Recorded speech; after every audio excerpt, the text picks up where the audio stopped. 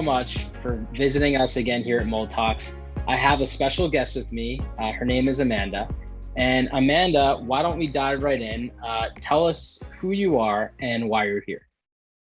Sure. So my name is Amanda Wegman. You may know me on Instagram as Amanda Panacea or the Mold Therapist. And I am here because mold has been a huge part of my journey, and now it is a huge percentage of the clientele that I work with. Awesome. Well, I love these stories when you have this personal experience and it kind of empowers you to help other people through that. So thank you so much for everything that you do now. And let's kind of talk about how it personally impacted you, and then we'll kind of get to the better pastures, and would love to hear all about what you're doing to help others, heal after similar situations. So when was it that you first noticed you weren't feeling well? So I actually knew about mold and being allergic to mold since I was a child. And I really suspect that was a big piece of my childhood because I used to have chronic bronchitis and pneumonia all the time. But then I actually moved to Florida for college, and all those things kind of went away. What actually happened to me was I was asking the universe for a reason to stop drinking alcohol, to have a reason to stop partying. I was having a really hard time letting go. And then I actually had hepatitis A, which is a virus that attacks your liver. And I was hospitalized. They literally told me I needed to be in bed for 3 months after that. And about 3 months after that, I went into an apartment building in South Florida that was riddled with mold. It was a very old building, right on the water. And I knew right away because my whole body started itching. My eyes got bloodshot, and I was like, there's mold in here. Yeah. So what I used to think is that if I just avoided the apartment and maybe went in and out, it wouldn't affect me. Every time I would leave, I would get a little bit better, maybe take an antihistamine. But what actually happened was about 6 months later, I started developing rashes all over my body. And instead of it going away when I left the apartment, they were there. They didn't leave. And all my symptoms kind of stayed. So it was about 6 months after that first exposure. All right. So let's backtrack a second. So you said, I would imagine when you first rented the place, you probably did a walkthrough and you got to experience kind of what the place was. Did you have a clue then as you signed the lease, or it really wasn't until you moved in that you started to notice that the place was probably not as good as you thought? Yeah, so it wasn't actually my apartment. It was a guy that I started dating who I'm still with, thank God. But awesome. When I walked into that apartment, I was like, your house or your apartment is riddled with mold. You could see it in the AC vent. So I didn't want him to think I was a hypochondriac. So I kind of just ignored it against my better judgment for the beginning. But eventually I refused to go there, refused to stay there. But like I said, the symptoms were already, my liver was so inflamed and not working properly that all those symptoms just stayed. Okay. So, and the next question I usually ask is how do you figure out that mold is impacting your health? But you have a very unique story because you kind of knew even since you were a kid that mold impacts your health, and it's something that is not something that you can't be around. Do you mind kind of going into that? What was that first? How did that first interaction happen where you realized that I cannot be around mold? Well, as a kid, I was the kid that was allergic to everything. So we did a lot of allergy testing back then, and I was allergic to basically everything in the environment, and that included a lot of different molds. I didn't know about mold toxicity or mold illness, but my mom was awesome, and she took us to chiropractors, and I actually learned about ozone in high school, which was 25 years ago. So I feel yeah. The doctor that I went to back then was way ahead of the game. So that's kind of how I learned as a kid. But surprisingly, I've lived in Florida since I was 17, and I had not encountered mold illness until after I had the hepatitis. Okay. Yeah. Thank you for kind of clarifying that. I think it's just kind of helpful to really understand kind of what you went through. And it's what I love about this is every single person has such a different, unique story, but the similarity is we really get to figure out that mold is something that really suppresses the immune system and opens the door for all types of illness. A lot of my clients tell me they go from doctor to doctor, doctor to doctor, et cetera. Just endless doctor visits. Did you have a similar journey? You know, did you, or did you kind of already know and kind of skip that whole part? No, I wasn't immune to that. Okay. I started actually doing some functional medicine work in like 2014, 2015, Okay. because like I said, growing up, was the kid who was allergic to everything. I used to get sick all the time. So I had some underlying issues that I was starting to look at and I wanted to work on. But then after the mold situation, I was actually in grad school for functional medicine. So it really took a toll on my self-esteem, my like, what am I doing wrong? I'm in functional medicine school and I can't get through this. I can't figure out how to get rid of this mold. So I did reach out to a couple doctors. I probably saw 3 just from like listening to maybe their podcasts or listening to them speak at lectures, ones that resonated with me. And, you know, even knowing how brilliant some of them were, they still are incredibly expensive. So I would try to see doctors as little as possible, which is Understood. kind of how I ended up in the space that I'm at now. Awesome. Yeah. And I can't wait to kind of get to that part of the story and kind of learn about what you're doing and how you've grown to get there. So what, do you mind telling me, because everybody has different symptoms, what were your symptoms like being around mold? Well, originally it was the itching all over and the bloodshot eyes. My eyes, I was supposed to get LASIK and they wouldn't even do it. They said, we've never seen eyes this bad before. They Wow. gave me steroid drops. But eventually the rashes, which were the main symptom was just the worst part. They eventually ended up covering most of my body. But I also had horrible, horrible candida that I had a lot of rashes around my eyes and perioral dermatitis. And I started to become allergic and sensitive to everything, cutting out more and more foods, thinking maybe it was the supplements I was taking. Eventually, one of the doctors diagnosed me with mast cell activation syndrome. But I was in complete denial. I was like, no, that is not happening to me. I'm not going to get Yeah. there. There's no way. And then lots of hormonal imbalances, severe brain fog, waking up in panic, some weird anxiety issues, which I had never had before, sleep issues. I couldn't sleep. Weird thoughts. Even with candida, I started to forget like how to form sentences when I got tired. So it got pretty scary right around that time when I couldn't even kind of do my job at the end of the day because my brain fog was so bad. I could probably keep going. all the main symptoms, weird infections. I had to go on antibiotics a couple times. Yeah. What I'd love to prod a little more about is just because I think this is really important. How these types of exposures affect mental health, I think Mm. is really important to highlight. You kind of mentioned earlier you had some troubling thoughts and anxiety. Yeah, I'm imagining that I'm sure that there's some depression that falls into place there. Do you mind kind of diving into the mental health side, because I think it's one that we often miss a lot in the kind of this discussion, because a lot of the times we're like brain fog, chronic fatigue, these are kind of the big hot button issues that everyone knows about. But would love to, and I apologize if this puts, is a trigger or puts you in deep, dark places. But I think it's so amazing if you would share some of that so that people that are kind of going through it can relate to what it Yeah. is and realize that they're not crazy. Oh, yeah, for sure.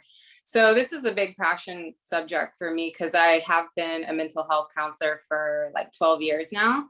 So my mental health had been good and stable for a good period of time. So when I started to have these weird anxious thoughts and the panic and waking up in panic, when I say weird, it was like I was having anxiety about swallowing too much air. So I knew that something was very off when I was having these like bizarre thoughts like that. And then the waking up in panic, like out of nowhere with the racing heart. I didn't really honestly have too much depression. It was more so just the frustration and feeling really hopeless and the low self-esteem from having like your body just literally go haywire on you when you are trying to be a root cause practitioner. But rather than that, when it comes to kind of what mold does, is it when you breathe it in, it goes up in your nasal cavity, it activates that, inflames that olfactory nerve, which goes into your hypothalamus and your limbic system and makes you just extremely hypervigilant. And I always call it mold PTSD because you start to be terrified of encountering molds again. You start to get paranoid about what you're eating and if you're going to have a reaction. And that's a big part of mast cell too, is the limbic work and the limbic inflammation that occurs with these kind of toxins.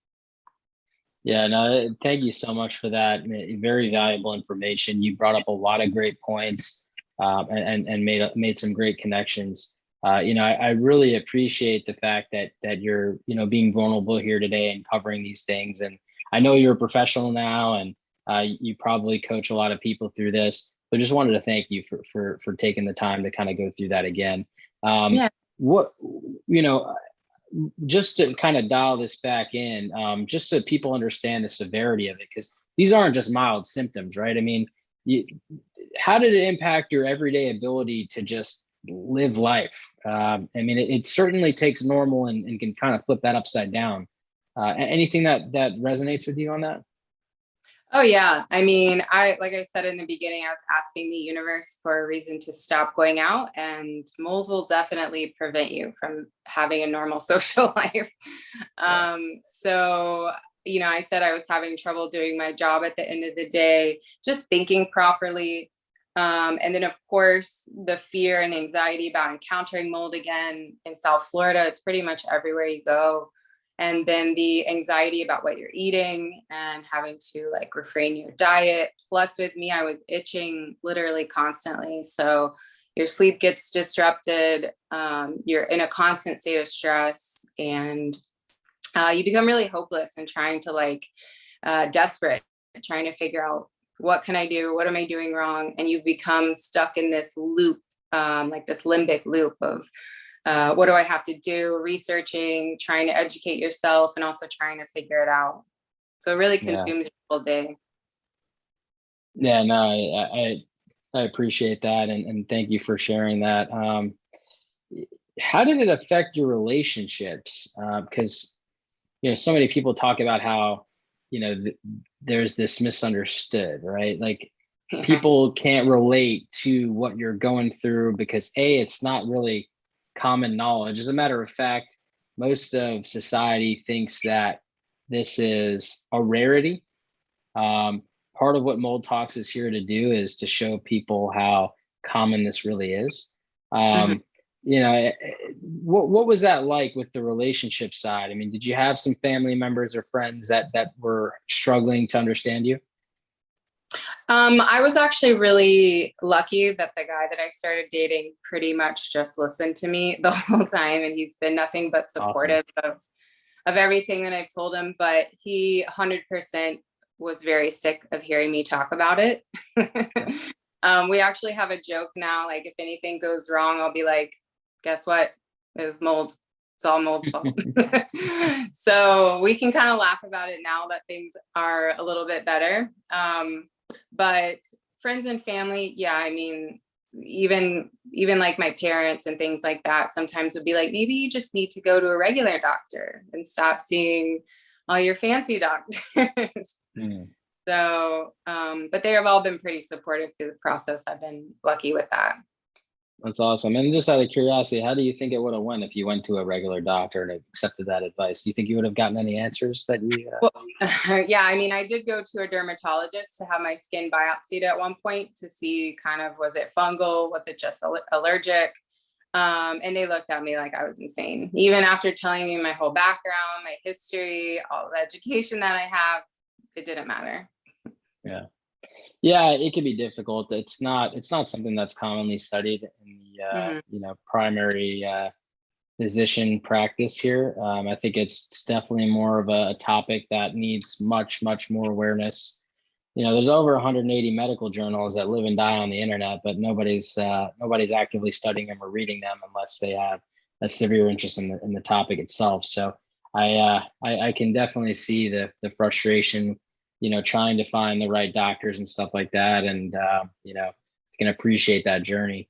Do you remember kind of like, and this is gonna be different for everybody, of course. Sometimes it's a day, sometimes it's a time period, but do you remember the worst day or time period that you had to experience in dealing with this, and what was that like? It was definitely a time period. It was when the rashes spread to my face and my eyes were completely like swollen shut. On my mouth, I couldn't kiss my partner. That was pretty bad, and that was like December of 2019. And I mean, I would have done anything to get rid of them at that point. Yeah, no, I can understand that, and it wasn't that long ago, December 2019, and Mhm. glad you've started to heal and begin that process. So let's talk about that. When did you finally start to feel better? Yeah, so right around after that, the beginning of 2020, I found the company that I work with now. It's called Creating Balanced Health, and it's a bioenergetic testing company that uses your hair and saliva. And I mentioned that I was in grad school for functional medicine. I graduated like September of 2019. So I was just trying everything in the toolkit that I had learned before I found that company. And I've done a lot of functional medicine testing before, but when I found their bioenergetic scan and I saw like all the information that you get, I was sold. I was like, this is it. This is my like savior. And that's when I found them. I did my first scan with them. And then after I started to get better, my candida symptoms started to go away with the remedies that were recommended for me. That's when I basically begged to work with them. I was like, That's I have to awesome. be a part of this. That's awesome. And then I'm imagining you probably moved out of that place that you were in and uh, got a better environment as well. Well, it was the guy's apartment that I was dating. So he moved out of there and moved in with me. And that actually was a big setback. So I did start to get better. And then when he moved in, of course, I made him leave like his bed and furniture and the poorest things like that.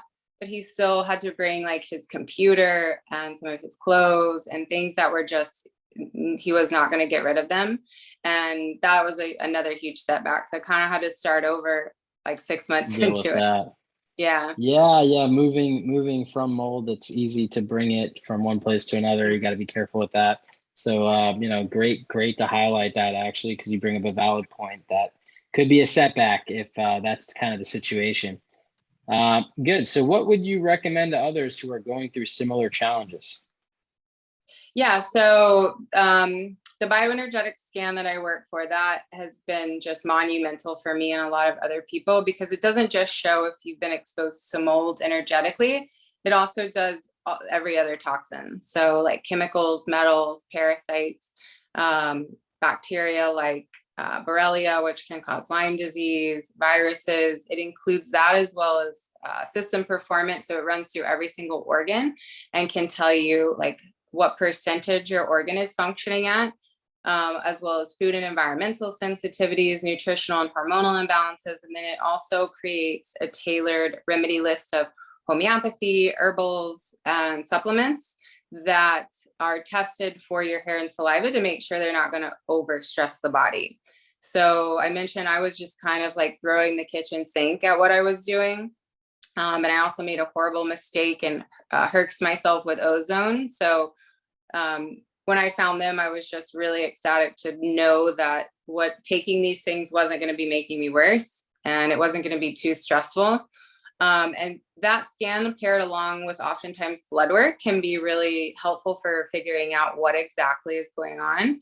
A lot of people talk about the mycotox urine test, which can definitely show you an insight as to which types of mycotoxins your body may be getting rid of, but I don't find it super helpful for telling people if that is what's or if you are more sick than other people just by the levels that show up in the mycotox panel.